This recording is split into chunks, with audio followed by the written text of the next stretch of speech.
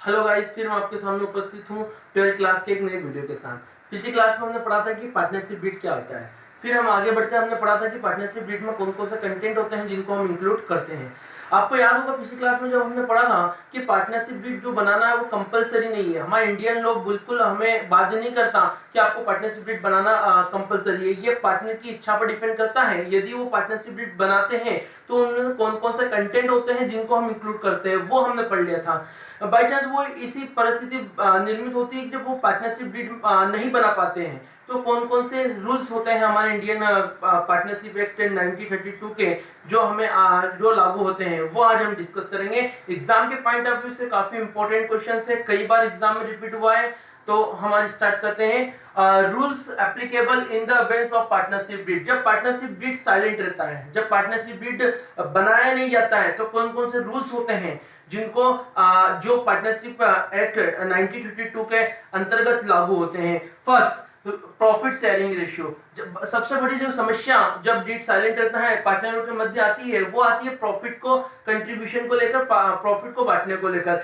ऐसी परिस्थिति में हमारा पार्टनरशिप एक्ट 1932 कहता है कि सभी साझेदार जितने भी पार्टनर हैं उनको जो प्रॉफिट रेशियो रहेगा उनका इक्वल रहेगा। फॉर एग्जांपल के लिए यदि राम, श्याम, मोहन तीन साझेदार है, थ्री पार्टनर है, उनको यदि प्रॉफिट होता है 9000 फर्म को तो ऐसी परिस्थिति में राम को 3000 दिया जाएगा, श्याम को 3000 दिया जाएगा और 3000 मोहन को दिया जाएगा।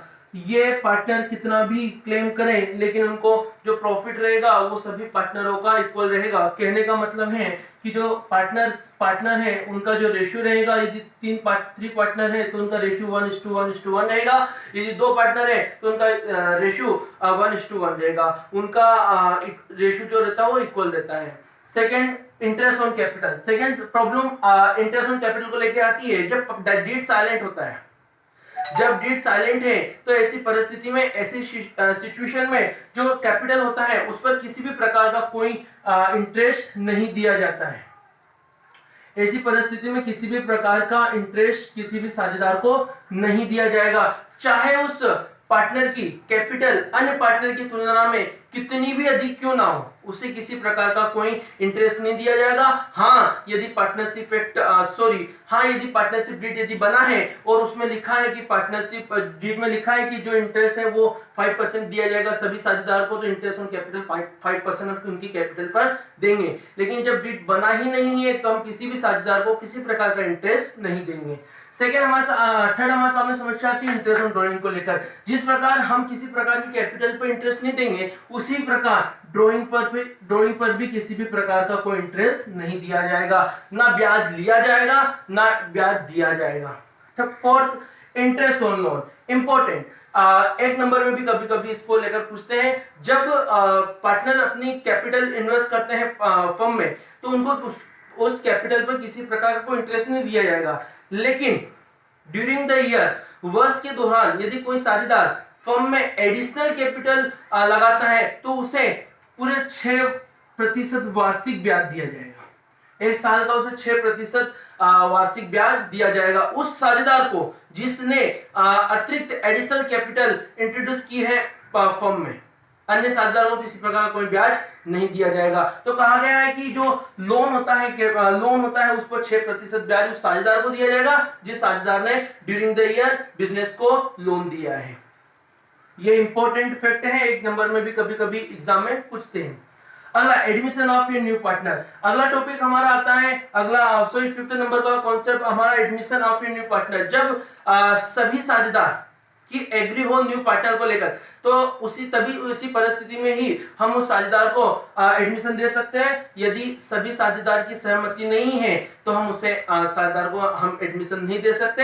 एग्जांपल के लिए राम, श्याम, मोहन तीन साझेदार हैं, ये डी को लाना चाहते हैं। राम और श्याम एग्री है लेकिन हमारा मोहन एग्री नहीं है कि वो डी को शामिल करे, तो ऐसी परिस्थिति में हम डी को शामिल नहीं कर सकते क्योंकि फर्म का एक साझेदार, फर्म का एक पार्टनर मोहन सहमत नहीं है डी को लेकर। तो कहा गया है कि जब डीड साइलेंट रहता है तो जो नया साझेदार होता है उसका प्रवेश तभी दिया जाएगा, उसका एडमिशन तभी दिया जाएगा जब सभी साझेदार एग्री हो।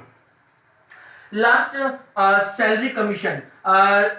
जब डीड हमारा पार्टनरशिप डीड साइलेंट रहता है, ये डीड बना है तो फिर डीड में लिखा होना चाहिए कि साझेदारी आएगा तो उसकी क्या पॉलिसी रहेगी, उसको कितनी गुडविल लेके आएगा, कितनी कैपिटल लेके आएगा। लेकिन डीड साइलेंट है तो हम नए साझेदार को प्रवेश नहीं दे सकते जब तक कि पुराने साझेदार एग्री ना हो। 6 नंबर का हमारा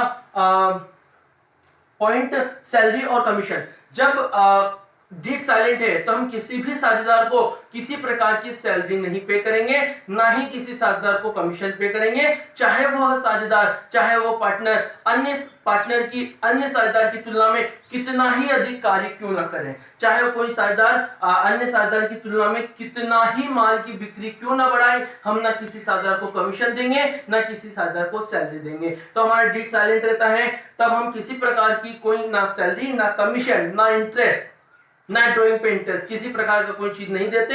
हाँ, यदि कोई साझेदार during the year additional capital introduce करता है तो हम उसे 6% एनुअल इंटरेस्ट पे करेंगे। ये इंपॉर्टेंट क्वेश्चंस हैं, इसे आप ध्यान से देखिए।